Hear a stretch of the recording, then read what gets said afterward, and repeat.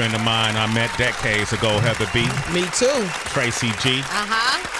Just learning about her story. She's a fascinating individual. She has an amazing spirit.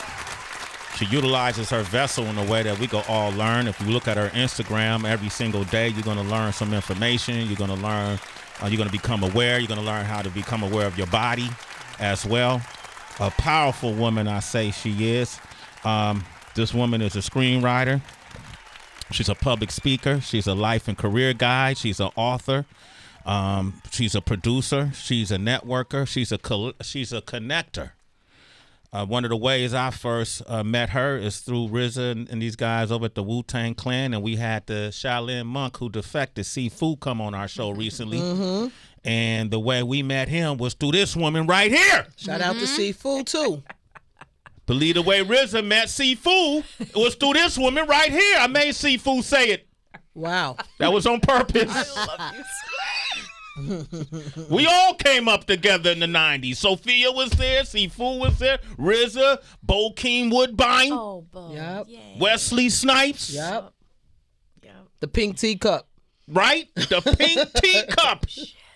We used to eat there. What? That sounds like a cute place. Man, listen. This woman is the baddest bitch in the room. She said it in her book a couple of years ago. It's a bestseller. It's a guide for women to navigate this white supremacist patriarchal rule that we live under, according to her. Welcome her to the show, the one and only Sophia Chang. Sophia! Chang.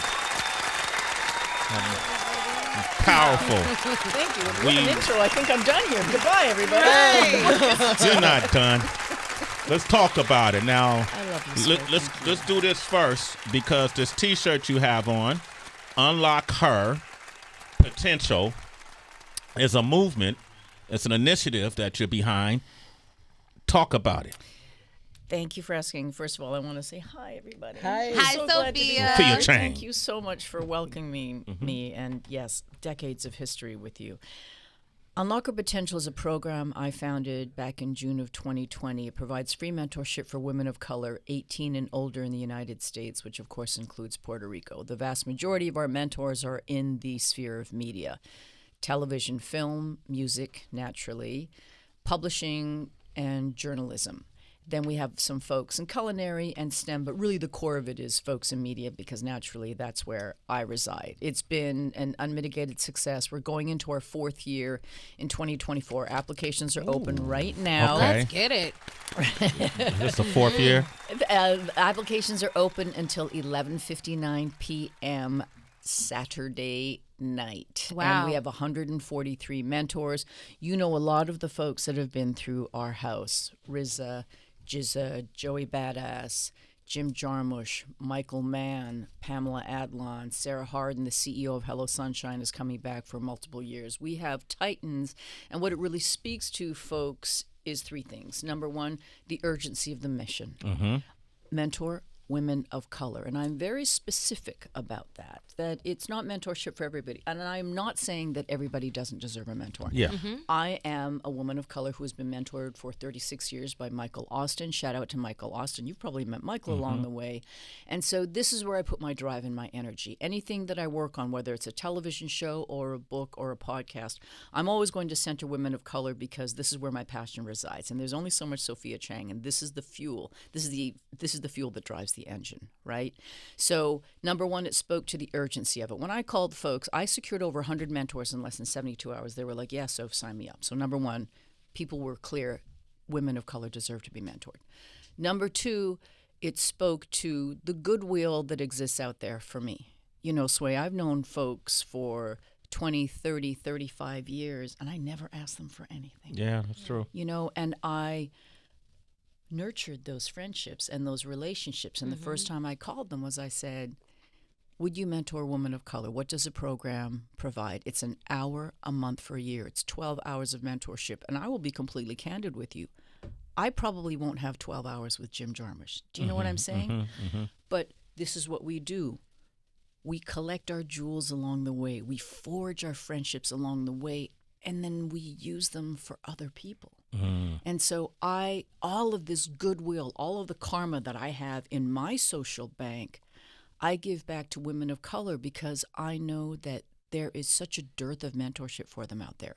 And the third thing that it speaks to is, this way, oh, well, if Sophia Chang is doing it, it'll get done. Yeah. Yeah. Right?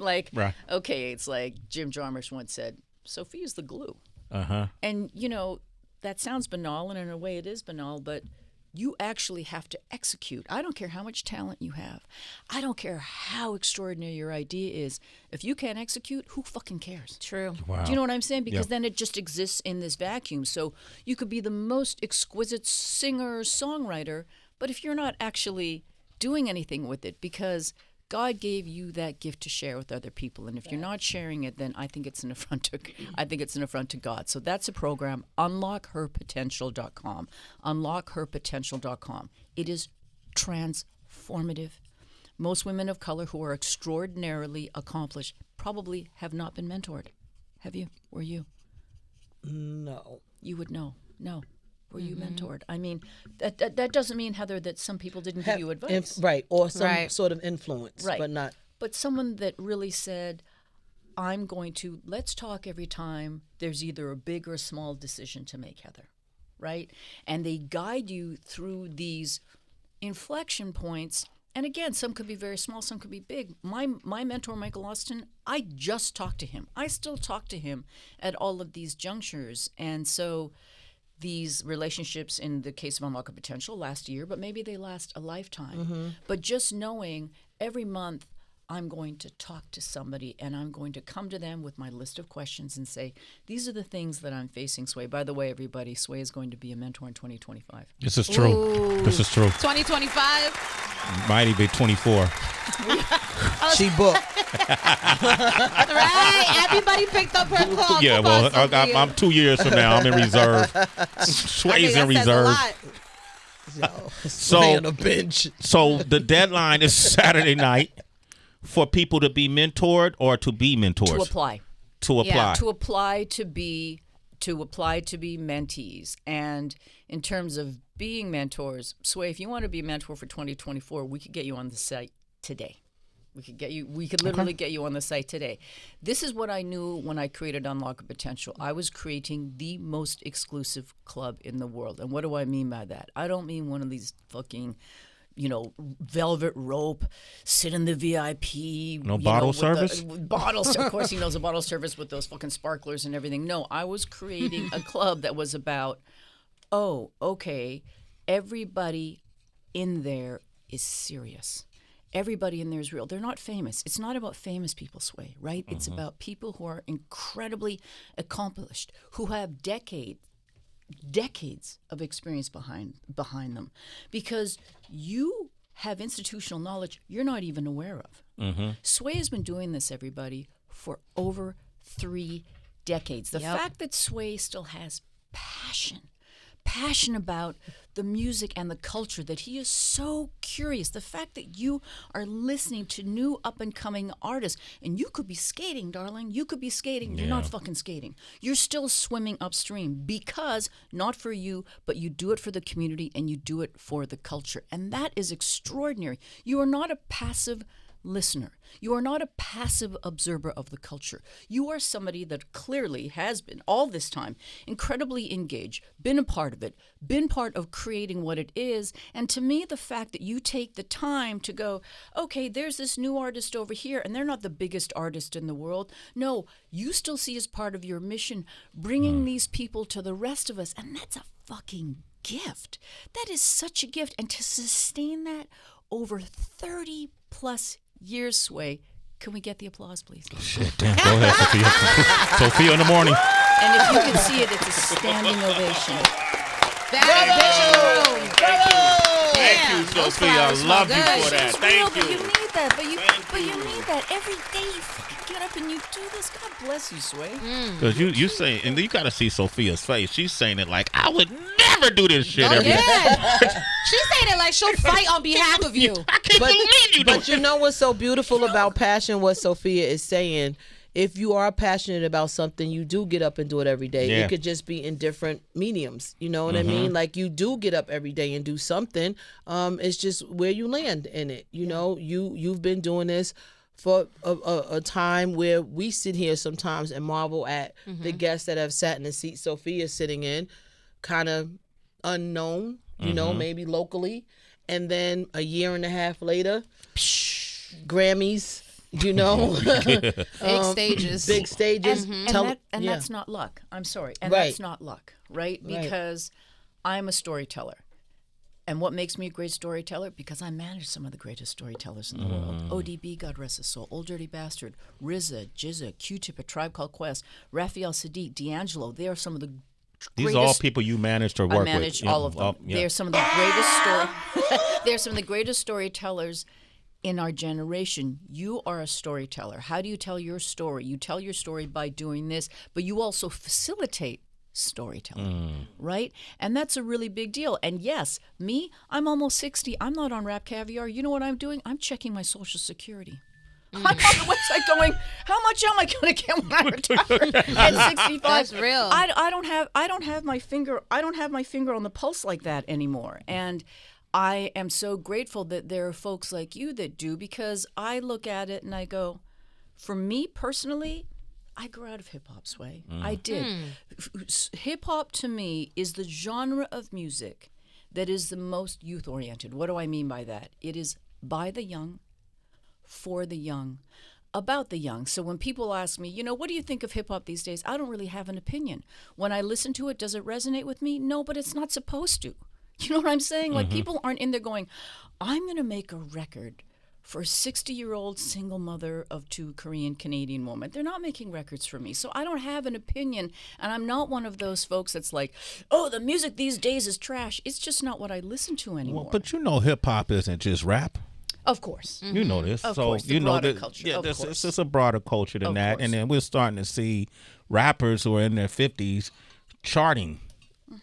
You know, you still, you know, artists like Eminem, artists like Nas, artists like RZA, Yeah. who is now having a resurgence. Yeah. So to your point, I think hip hop was always considered a young person's culture because it itself was young. Exactly. So now it's starting to mature and we getting older. RZA's still making music. Jay-Z still making music. Nas wants to make music, you know, still making music. Queen Latifah performing everywhere.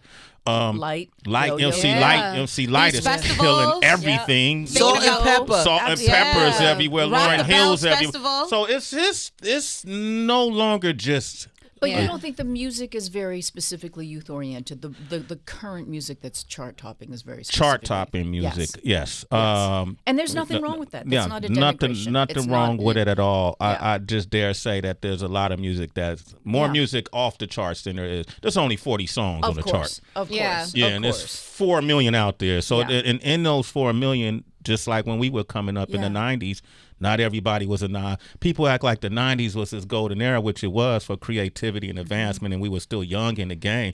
But there were more whack people in the 90s than there were dope.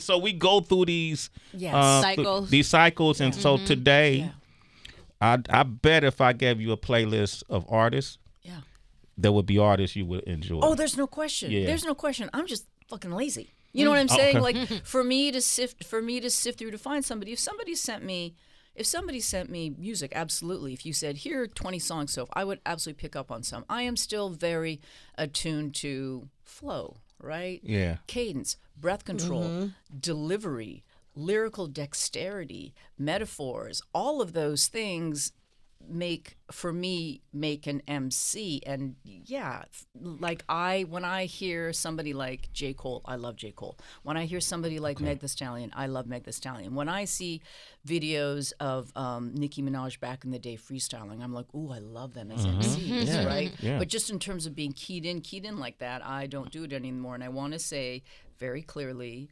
I am no longer in music. I am a reform manager. Please do not send me your demos. Do not send me your samples. Yo, she wants out. Yo, Sophia's out. No, This is her retirement. I Yeah. have been for years and years and years, and Yeah. people are still send it to. So let me ask you this. I send it to our mentor, Sway. So we've been watching Hip Hop 50, this 50th anniversary celebration. By the way, the baddest bitch in the room, this hat she's wearing, is merch from her book that she put out, The Baddest Bitch in the Room. We'll talk about that momentarily. Yes. But What are your thoughts on how, Hip Hop 50 has been honored, good or bad, or high or low? Oh, that's a good question. Let me macro the conversation a little bit. I don't know if you ever got this way back in the late 80s and the early 90s, but people said to me, are you sure you want to go into hip hop? We kind of think it's a fad and it's going to be like disco and, it's just going to fade. Now, for folks like you and I, that was never a calculation. I wasn't going, Sway, what do you think? We're going to take this calculated risk. We didn't even think about it because we were so ensconced and enamored by the culture that we didn't think about it. And now what we've seen is that hip hop, in my estimation, is the greatest global cultural force of our generation. What do I mean by that? I mean that hip hop has changed the way that we walk, the way we talk, the way we dress, the way we dance, the way we move, the way we love, the way we fuck, the way we commune. No other genre has ever done that. So when you see television commercials and you hear them using the vernacular that was created by the culture and the artists, hip hop is huge like that. So if that is the foundational belief, and I'm pretty sure that all of us in this room believe that, if that is the foundational belief that you had this seismic shift in culture, do I think it's been honored to the degree that it should? Absolutely not. Absolutely not. And I will say that if this was a white movement, if it was a white male movement, obviously I rage against the machine of white patriarchy every day, it would be very, very different. Every single network would have an hour-long special, if not hours-long special, focusing on this, right? And they would talk about how this movement it created a renaissance. It was revolutionary. It was radical. And I was fortunate enough, I was privileged enough to be welcome into it and play whatever small part that I did. And so I think that everybody feels compelled to do it because it's a number, because we can locate it to one corner in the South Bronx and we can name the day. So there is a day. Okay, it's like our 50th birthday. We should be saying all of the things about it. I feel like some of the stuff that's done about it, and this is not an indictment of the folks that are doing things, but broadly speaking, I think in terms of messaging, and again, I'm a storyteller, I would like it to feel less reductive. I would like it to be framed in the way that I just framed it. It's everything. It's everything. There is nobody on the planet that hasn't been touched by hip hop. I mean, RZA and any member of Wu-Tang will tell you this. And this has been going on for years and decades, Sway. You go to anywhere in the world, literally anywhere in the world, and there is someone with the Wu-Tang tattoo. There was someone with the Wu-Tang t-shirt. There was somewhere with the Wu-Tang logo. In the tiniest little hamlets, in the littlest villages, in the most remote areas of every country and continent. And that, to me, is how powerful and how potent hip-hop is. And when you hear these kids tell the stories of how hip-hop changed them, like I can tell you, when I was doing interviews for my memoir, there's a very smart, very, very funny comedian and director, filmmaker named Hari Kondabolu. He's South Asian. He's Indian. And he was interviewing me for my memoir, and he's a Queens boy, all right? And he said, Sophia, had I known that at 13 years old, a brown kid growing up in Queens, that at the center of the music that was shaping my adolescence was an Asian woman, my life might have been different. I wish I'd known. But you know me, Sway, I was always in the cut. Always. I never, ever, ever wanted to be known. I used to scrub myself off of the internet because I didn't want to be known. Like, don't pay attention to me. Pay attention to the stars because it's not about me. Yeah. But when did I change my mind? Because that's the next question that's going to come out of your mouth. I changed my mind because people, and I'm sure you probably said this to me, Soph, you've got to write a book because you've got so many crazy stories. Yeah, I have crazy stories, but what am I going to write about? It just felt like an exercise in narcissism. Hey, I'm Sophia Chang. Look at my cool life because I hung out with famous people. That's not interesting, and that's not the book you would have asked me to write. When I took on mentees, I worked at a major label. I took on mentees, and then Lean In came out, and I realized now at the point that I work at a major label, I'm 50. I'm a single mother of two. All right, and I realized, Sophia Chang, your story can actually help people. So, Sway, when I discovered that telling my story could be of service, then I do it. You understand? Because if it was just about being self-congratulatory and like, hey, you know, and rewarding, and that's not interesting to me. But when I said, okay, Sophia Chang, share your story, and you will help edify, you will help educate, you will help empower, you will help inspire people, women, most importantly, women of color, then I decided to do it. I never considered it gaining fame. I considered it abdicating my anonymity, because anonymity is to be cherished. And I know that is something that is so difficult for people to fathom, especially in this day and age of social media, and because we are so prey at the altar of celebrity. It's not all that it's cut out to be. And I'm not famous by any stretch, but I am now public. And there are things about being public that are not fun. I have 2 children. My kids don't they never talk about their mother. They never talk about their godfather, who's the RZA. They don't talk about their father, who's a 34th generation Shaolin monk, because they're not those kids. It's not their steez, right? So coming out here and saying, okay, time for me to step in the arena. Time for me to be under the bright lights. Time for me to grab the fucking mic. Why do I do it? I do it to be of service. I do it to speak for all of those folks that don't necessarily feel they can speak for themselves, and that's okay. If you knew how many women of color came up to me and said, thank you for saying that on Instagram, Soph Chang NYC, because I could never say it. Why? Because I fear reprisal. I fear humiliation. I feel embarrassment, fear embarrassment. I fear shame. I am beholden to a corporation. I'm beholden to an institution.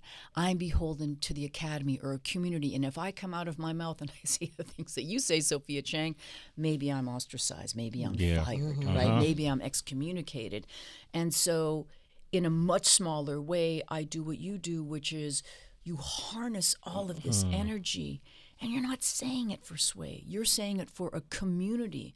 So if that's the most beautiful thing I can hear, is when a woman of color comes up to me and says, you inspire me. I don't give a fuck. I don't need someone to say you're beautiful, you're sexy, I love your style, I love your this, I love your that. I don't give a fuck about that.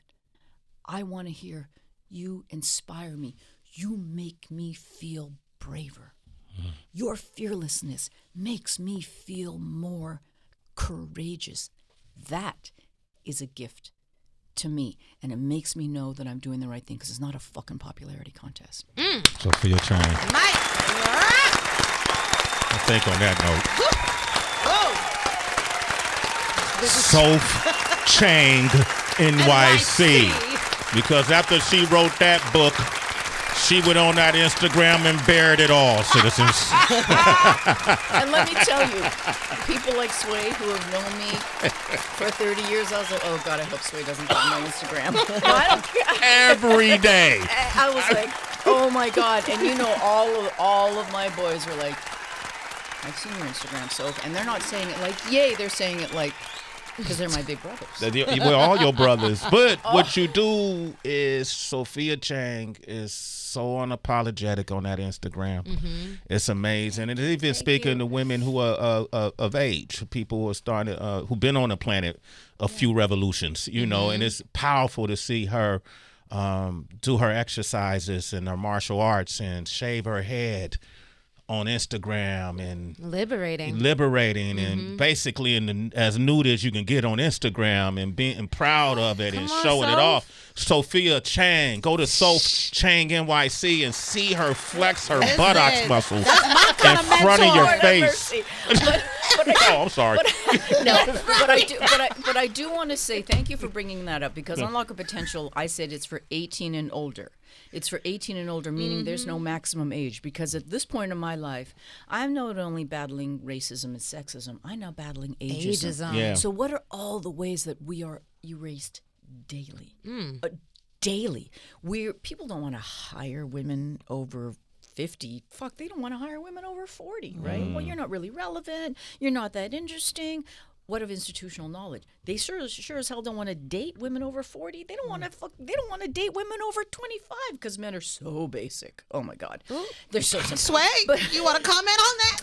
My daughter's 25. Trust me. No, for real, for real. So Unlock Her Potential is addressing a dearth of mentorship, not just for women of color, but we also recognize that we have many comings of age in our lives. How many women do you know who woke up at 40 and said, Heather, I spent the last decade of my life raising my kids, taking care of my husband, and now I don't have to do that anymore. I'm not sure who I am now. Right? I define, there's nothing wrong with this. We all did it. I spent that decade of my life dedicated to and defining myself by being a mother and being a wife. And there's nothing wrong. I did the same thing. And now I wake up and maybe I have a little time to be who I want to be and pursue what I want to do. Facts. That's not easy. I know countless women like that. Unlock her potential. Right? So that you get a mentor who can say, okay, maybe you want to pivot into something. Maybe you want to do something you've never done before. We are here for you. We are here for you. It doesn't mean that we're going to guarantee that you get the dream job. No, it means that we're going to help you feel seen and valued and heard and respected and considered and give you the confidence to even enter the rooms and start having the conversations that so many of us didn't know how to have at those critical points of inflection and of pivoting. Pivot, pivot, pivot. We all have done it, and we're all going to continue to do it. Pivot. Sophia Chang, you're powerful. Yo. I love you too. SOPH Chang, CHANGNYC. So Chang NYC. Listen, you could be a mentor. We have a lot of people who call here, business owners. Tisha called here today. She's had a business for 7 years. She could be a mentor. Who else we had call today that waited? Really, Nicole called here today. I'm trying to remember my brother Tone called here today, the artist. Tone the artist from Jersey. You could be a mentor. Like a lot of our listeners who started their own businesses or they work in some field, whether it's plumbing. Big Terry from LA could be a mentor. Whether you work for power industries, whatever. You work in administration, you work in education. You can be a mentor.